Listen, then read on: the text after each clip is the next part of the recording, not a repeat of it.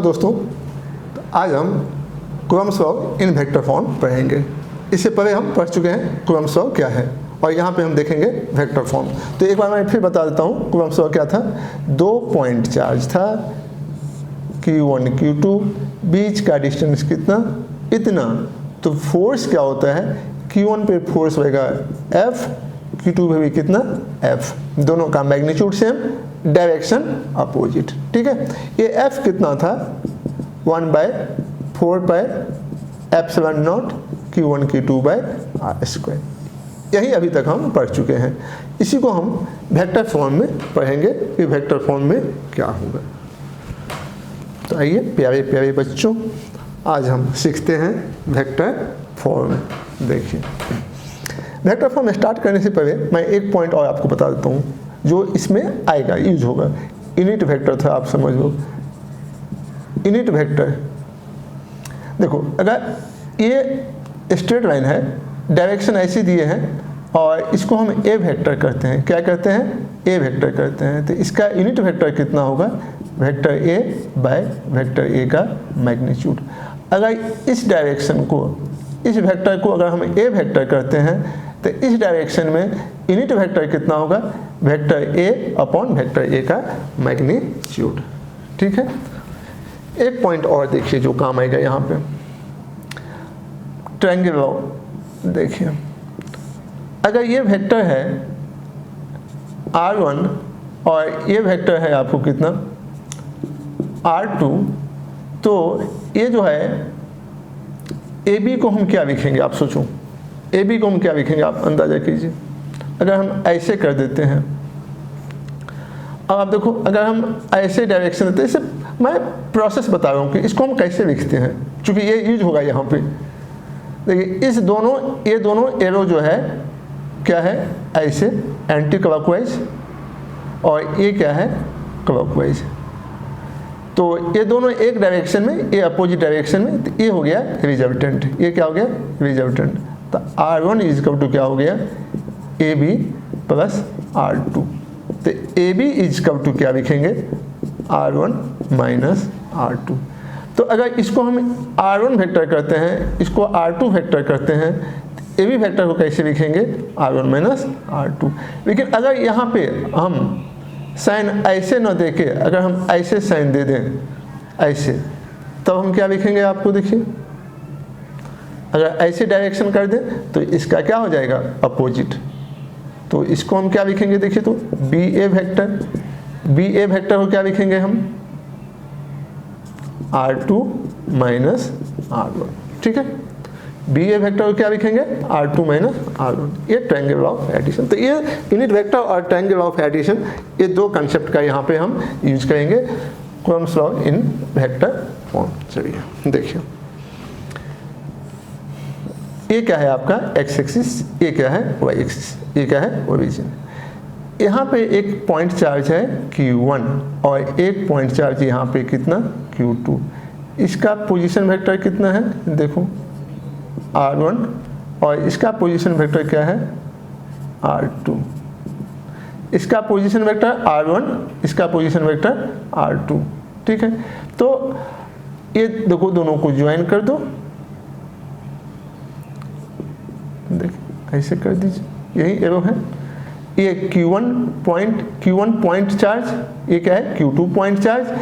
इसका position vector क्या है? R1। पोजीशन वेक्टर कैसे निकालते हैं? किसी पॉइंट का पोजीशन वेक्टर निकालना हो तो ओरिजिन से इसको हम स्ट्रेट लाइन से ज्वाइन कर देते हैं। ठीक है, तो इसका नाम हमने दे दिया R1 वेक्टर। इसी तरह से Q2 का पोजीशन वेक्टर क्या हो गया? R2। Q1 Q2 के बीच का डिस्टेंस हो गया ये, इसको हम कर देते हैं A, इसको हम कर देते हैं B। ठीक है, अब देखो, Q1 Q2 पे फोर्स लगाता है ऐसे, Q1 Q2 पे फोर्स ऐसे, इस फोर्स को हम कर देते हैं F2 इस डायरेक्शन में। ऐसे ही Q2 Q1 क्या है? Q1 पे फोर्स लगाता है ऐसे, इसको हम कर देते हैं F1 ठीक है, थोड़ा सा हम नोट कर देते हैं कुछ चीज़ें, आप नोट कर लो। Q1 एंड Q2 क्या है? Point charge. ठीक है, और फोर्स जो है, पोजीशन वेक्टर क्या है? ये भी लिख देता हूँ मैं, position vector of Q1 is R1 and Q2 is R2। ठीक, इतना। फोर्स क्या है आपको, फोर्स हमने क्या यूज किया, force on Q1 is equal to F1 2 and on Q2 is F21। यही है, इतना आप नोट कीजिए। फिर हम आगे बढ़ते हैं। 12th बोर्ड एग्जाम में ये क्वेश्चन आता है आपको कि कॉलम्स को वेक्टर फॉर्म में कैसे लिखेंगे। अब देखो, पहले हम निकाल लेते हैं F12 ये वेक्टर हमको निकालना है, F12 निकालना है। तो ये F फोर्स क्या होगा, दोनों के बीच का Q1 Q2 के बीच का फोर्स क्या होगा, F Q1 Q2 के बीच में देखो ध्यान से 1/4πε0 Q1 Q2। अब बाय बीच का डिस्टेंस, देखो बीच का डिस्टेंस हम एरो यहाँ पे ऐसे दे देते हैं, क्योंकि हमको इस डायरेक्शन में ये फोर्स निकालना है, F12 फाइंड करना है, तो इस डायरेक्शन में हमने दे दिया फ्रॉम B टू A दे दिया। ठीक है, अब ये B टू A इसको हम कर देते हैं, देखिए डिस्टेंस कितना हो गया, B और A के बीच में डिस्टेंस कितना हो जाएगा, इसको हम कर देते हैं BA, इसको हम क्या कहेंगे BA वेक्टर।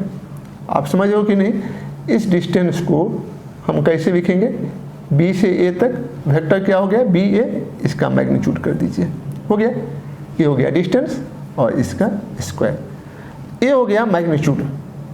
और इसमें क्या करना है, हमको डायरेक्शन सेट करना है। तो डायरेक्शन कैसे देते हैं हम, यूनिट वेक्टर से। तो डायरेक्शन कैसे दोगे, देखो इस डायरेक्शन में F12 का डायरेक्शन देना है, तो ये डायरेक्शन को हम कैसे लिखते हैं, देखिए इस डायरेक्शन में वेक्टर क्या है BA, वेक्टर BA अब बाय BA का मैग्नीट्यूड। देखो एक बार फिर समझो, Q1 Q2 पे फोर्स लगाता है इतना, Q2 Q1 पे फोर्स लगाता है इतना, हमको F12 फाइंड करना है। तो फोर्स क्या होगा दोनों चार्ज के बीच, 1/4πε0 Q1 Q2 by R square. तो R मैंने क्या डिस्टेंस, तो दोनों के बीच का डिस्टेंस क्या है BA, यही हो गया डिस्टेंस, इस डिस्टेंस का स्क्वायर। अगर इसको हम वेक्टर फॉर्म में लिखेंगे तो कैसे लिखेंगे BA और इसका मैग्नीट्यूड इनटू स्क्वायर। अब इस डायरेक्शन में यूनिट वेक्टर क्या होगा, तो ये वेक्टर बाय वेक्टर का मैग्नीट्यूड, इसको हम कैसे लिखेंगे 1/4πε0 Q1 Q2 बाय BA। अब BA को कैसे लिखोगे, अभी बताए हैं, BA को देखो R2 ट्रायंगल लॉ से, हम क्या लिखेंगे बच्चों, R2 plus BA is equal to कितना R1। तो BA इज इक्वल टू क्या हो जाएगा R1 माइनस R2, तो BA इज इक्वल टू क्या हो जाएगा R1 माइनस R2 का मैग्नीट्यूड का स्क्वायर। और यहाँ भी क्या लिखेंगे BA को क्या लिख देंगे R1 minus R2 by magnitude R1 minus R2। इसको और सिंप्लीफाई कर देते हैं, सिंप्लीफाई करने पे क्या लिखेंगे, इसको देखिए, इसको लिखेंगे 1/4πε0 Q1 Q2 बाय, अब इसको और इसको मल्टीप्लाई कर दो तो कितना आ जाएगा R1 माइनस R2 का क्यूब इनटू ये ऊपर में कितना आ गया R1 माइनस R2। ये हो गया, बहुत सिंपल था, ये हो गया वेक्टर फॉर्म। ठीक है, इसी तरह से आपको निकालना होगा सिमिलरली फोर्स F21 निकालना है आपको, F21, तब कोई दिक्कत नहीं है, दोनों का मैग्नीट्यूड तो सेम है, डायरेक्शन क्या है अपोजिट है, F21 क्या है अपोजिट टू इतना। तो F21 को आपको क्या ये निकालना है आपको, तो F21 इज इक्वल टू बच्चों क्या लिखेंगे F12 का नेगेटिव, दोनों अपोजिट डायरेक्शन में है, तो F21 जो निकालेंगे तो इसका अपोजिट कर देंगे। अब ये तो हम फाइंड किए हैं इतना आया है, तो इसे माइनस साइन लगा दो, तो माइनस इसी माइनस लगा दीजिए 1/4πε0 Q1 Q2 bye R1 minus R2 का cube into R1 minus R2। R2, ठीक है। ऐसे आप चाहें तो इस माइनस को यहाँ पे इस माइनस को यहाँ पे ले जाओगे तो R2 माइनस R1 हो जाएगा। तो बच्चों बहुत सिंपल था, ये था आपका Coulomb's law in vector form. तो बस इतना ही आपको इसमें लिखना है। चलिए इस पे एक क्वेश्चन हम देख लेते हैं।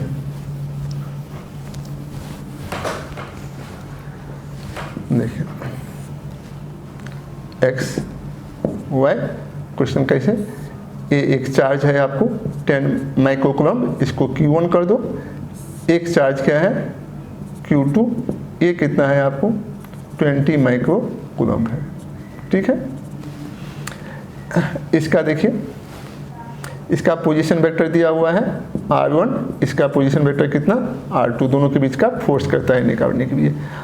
गिवन क्या है, देखो गिवन है R1 इजकल टू क्या है 2i, वेक्टर फॉर्म में 2i + 3j, और R2 इजकल टू कितना दिया हुआ है आपको 4i + 2j, ऐसे दिया हुआ है, ठीक है। तो क्या कहता है, find force between charges.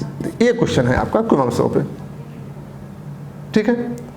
Charge Q1 Q2 दिया हुआ है, पोजीशन वेक्टर दिया हुआ है, दोनों का पोजीशन वेक्टर दिया हुआ है, दोनों के बीच का फोर्स करता है निकालने के लिए, फाइंड फोर्स बिटवीन देम।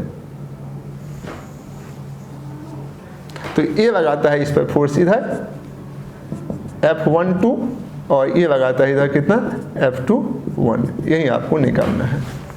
तो कैसे निकालेंगे आप, देखिए डायरेक्ट लिख दो फॉर्मूला से, F12 इजकल टू कितना होगा, क्या मैंने कहा था 1/4πε0 Q1 Q2 बाय ये डिस्टेंस कितना हो जाएगा R1 माइनस R2 का कितना आया था Q, और फिर क्या आया था R1 माइनस R2। तो बस इसी को डायरेक्ट पुट कर देना है आपको। तो कितना आएगा, ये देखो ये आएगा 1/4πε0, कितना हो जाएगा आपको, आप रहने दो 1/4πε0, ये हो गया। और Q1 इंटू Q2, तो Q1 कितना है 10, ये कितना है 20, तो 10 माइक्रो है तो 10 के पावर -6, ये कितना है 20 इंटू 10 के पावर -6 माइक्रो हो गया।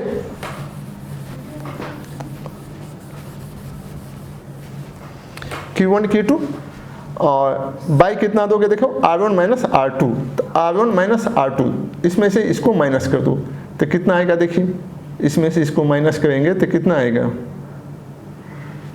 इसमें से इसको माइनस करोगे तो -2i, और इसमें से इसको माइनस करोगे तो +j, इतना क्या आ जाएगा cube, into R1 minus R2, तो R1 माइनस R2 करोगे तो कितना आएगा -2i, इसमें से इसको माइनस कर दीजिए और +j, बस हो गया, यही आंसर हो गया वेक्टर फॉर्म में। इसको ऐसे, और इसको बनाना चाहें तो और आप आगे कर सकते हैं। देखिए 1/4πε0 कितना हो जाएगा 9 इंटू 10 के पावर 9 इंटू ये कितना हो गया 2 इंटू 2 0 हो गया ना, 10 के पावर -4, 10 के पावर -10, ठीक जा रहे हैं। और -2i + j का मैग्नीट्यूड है, तो देखो -2i + j का मैग्नीट्यूड बच्चों ये कितना हो जाएगा, -2 का स्क्वायर 1 का स्क्वायर, कितना आएगा √5, ठीक है। तो ये कितना आ गया √5 का पावर कितना क्यूब, √5 का पावर कितना क्यूब, और यहाँ पे वेक्टर फॉर्म कितना -2i + j। तो ये हो गया वेक्टर फॉर्म में आंसर, इतना, इसको आप सॉल्व कर देंगे इतना। अगर हमको यहाँ से मैग्नीट्यूड निकालना होगा, यहाँ से मैग्नीट्यूड निकालना होगा तो हम क्या करेंगे, ये तो रहेगा ही 9 इंटू 10 के पावर 9 इंटू 2 इंटू 10 के पावर -10 बाय √5 का क्यूब, और इसका मैग्नीट्यूड कितना होगा, देखिए इसका मैग्नीट्यूड कितना हो जाएगा, √5 अभी बताए हैं कितना होता है 5, तो √5 से एक √5 कट जाएगा, तो ये नीचे में कितना आएगा, देखो 9 इंटू 10 के पावर 9 इंटू 2 इंटू 10 के पावर -10, और ये √5 से एक √5 कटेगा, 2 √5 आएगा तो कितना आएगा 5, ठीक है। इसको सॉल्व कर देंगे इतना न्यूटन।